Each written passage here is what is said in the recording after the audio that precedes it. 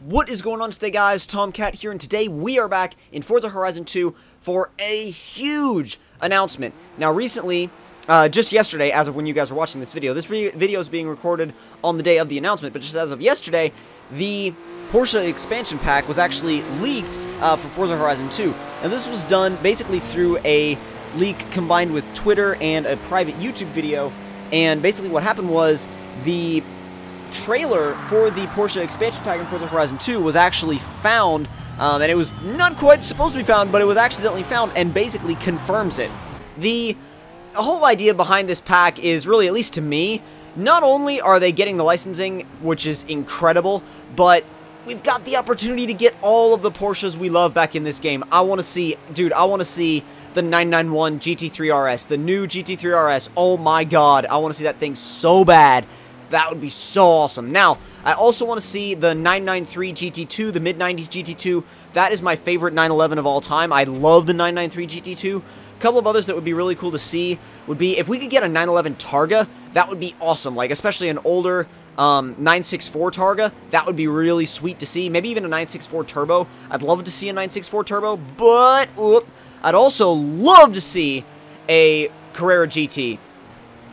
And I know there's this whole stigma around the Carrera GT now, with the whole Paul Walker incident with the Carrera GT. And while that was a deeply saddening event, I still maintain the opinion that that car does not deserve the reputation that it took on in a lot of people's eyes, especially on the internet. It took on a really bad image, really bad reputation in a lot of people's eyes that it did not deserve. I mean, yes, it was a very tragic incident, and I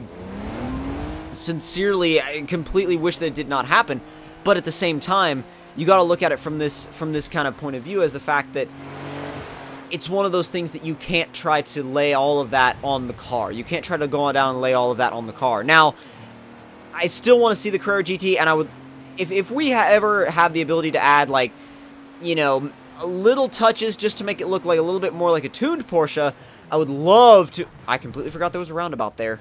Well, that sucked, but, I would love to be able to make the Gembala Mirage GT. If I can make the Gembala Mirage GT, I'll be in that, like, 99% of the time, because I love the Carrera GT, but I absolutely adore the Gembala Mirage GT, the Gembala tuned Carrera GT.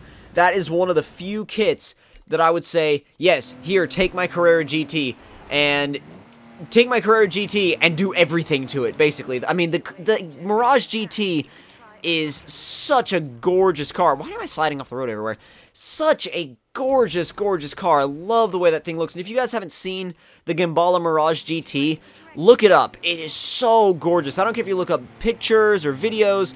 It's just an absolutely beautiful car. And it's one of those cars that you can't help but just stare at, because it's so striking, yet at the same time, it's still got gorgeous lines, it flows properly, it looks great. It's one of the few times where a Porsche has been properly taken and tuned from everything from the engine, the exhaust, to even the visuals, the cosmetics, and it's visual work done to a Porsche properly, in my opinion. The Gembala Mirage GT, if I was ever to have like a really boutique-level supercar, a tuned supercar that was a boutique-level supercar, Gembala Mirage GT all day. I mean, yeah, an underground racing Gallardo would be cool. You know, some kind of, like, say a Fab Design SLS would be cool. But dude, oh my god, a Gembala Mirage GT. I'm kind of just hanging out on that one subject for a while. I've been hanging out on it for a while, but jeez, just to imagine that car, it really kind of almost takes my mind to another place thinking about that car. It is absolutely a ridiculous package. It's such an incredible car. Now, moving on to a couple of other cars. Now, seeing as we have Storm Island, I feel like that'd be a really good opportunity to test out the Porsche Cayenne. Now, especially the Porsche Cayenne Turbo S. Now, I feel like that'd be a really good addition to the game to kind of go up against the Jeep Grand Cherokee SRT8, a couple of the Land Rovers and things like that. Maybe even if you wanted to put it up against the Escalade, you could. It would destroy it, but either way, you could if you wanted to. I would also love to build a Rally Panamera. And I know EK hates the Panamera. I think he's got something going on about how it's ridiculously ugly. And I'm like, it's not a bad-looking car. I don't hate the Panamera. I think it's a decent-looking car. I don't think it's the prettiest car in the world, but I certainly don't think it's, like, butt ugly or anything like that, like some people do. But, I would love to do a rally build of that thing, get it lifted up, get some, like, off-road tires on it, and it is all-wheel drive, so just bomb dirt roads with that thing. That would be so much fun. It'd be hilarious, but it'd be so much fun.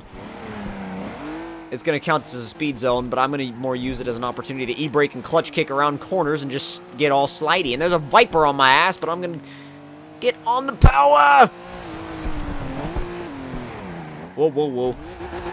This car has a slight tendency to understeer a little bit if you don't really kind of coerce it into going sideways, because the thing is, you have to tell this car you want it to go sideways, otherwise it will understeer. You power into a corner, and just because of the way it's laid out and the way the weight bias is, it does not like to just rotate on power. You kind of have to flick it a little bit. So for example, if I wanted to go to oversteer in this corner, I mean, that was more power oversteer, but still, you could flick it one way and then flick it the other way, and the back end comes around. So you just kind of got to learn how to drive it. It does what you ask it to do, yeah. But also, if you drop out of boost, you've got to floor it for a while to get this thing back up into boost. It's not an easy car to stay on boost in. If you're really getting on it constantly, then yeah, you'll stay in boost just fine. But if you're constantly going between high-speed stuff and low-speed stuff, it doesn't really like to stay in boost. Now, another car that I want to go over that I would love to see is the 997 GT2 RS. Now, that thing is an animal. That is an absolute animal. Jeremy Clarkson once referred to it as a dog, or he had a couple of other names for it, and he didn't really like that car. But I honestly, I would have to argue on that point because I love the 997 GT2 RS. It's so mental, but it's just so perfect at the same time. So I feel like that really, a lot of the cars that I talked about in this video kind of completes my big wish list for the Porsche car pack. Hi, transit van. But if you guys enjoyed this video, then don't forget to leave me a like. Tell me in the comment section down below what cars you guys would like to see in the new Porsche expansion pack. And if you guys enjoyed this video, then don't forget to subscribe for more. And I will see you guys in the next one. Talk to you guys later.